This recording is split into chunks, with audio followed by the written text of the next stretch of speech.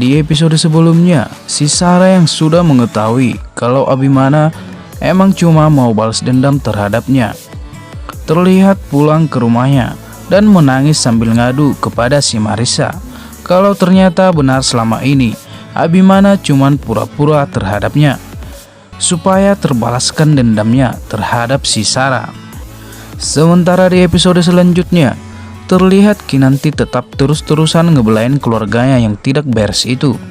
Abimana pun terlihat kesal karena si Kinanti bukannya mikirin kebahagiaannya dia sendiri, tapi malah terus-terusan belain keluarganya yang tidak pernah memperlakukan dia dengan baik. Selanjutnya Abimana pun mengajak Kinanti untuk pulang dulu ke rumah. Sementara itu di tempat lain, si Marissa terlihat sedang berdua ngobrol sama seorang pengacara, meminta bantuan pengacara itu untuk merebut dan mengalihkan semua aset dan harta si Herman atas namanya. Benar-benar serakah tuh orang. Saking kesalnya kepada si Herman, dia pun merebut semua harta dan perusahaannya si Herman.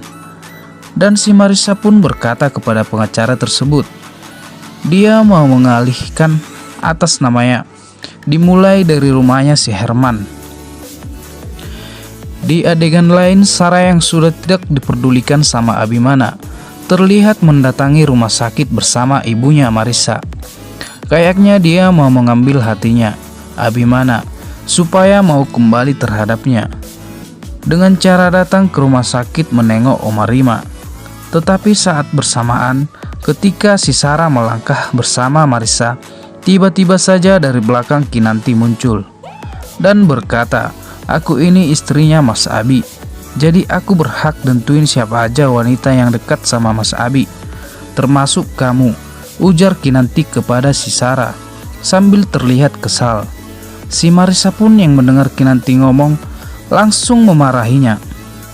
Sementara selanjutnya, Abimana pun mulai merasa agak curiga dan aneh atas kejadian omanya yang terjatuh dari tangga.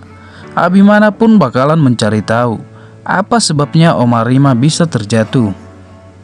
Sementara di momen yang lain, terlihat Abimana sedang mengompres Kinanti yang sedang terbaring di tempat tidur. Sementara itu si Anita yang mendengar kalau Abimana bakalan mencari tahu penyebab omanya bisa terjatuh dari tangga, tampak gelisah dan ketakutan karena kalau Abimana sampai menemukan bukti, habislah wirayatnya si Anita. Anita pun berpura-pura baik supaya kebusukannya tidak tercium Abimana. Sementara itu si Reno yang merasa mama dan dirinya terancam melakukan hal yang nekat terlihat di situ saat Abimana sedang berdiri sendirian. Tak jauh dari tempat Abimana, si Reno bersiap memegang senjata untuk menembak Abimana sambil berkata, "Habis riwayat kamu sekarang Abimana."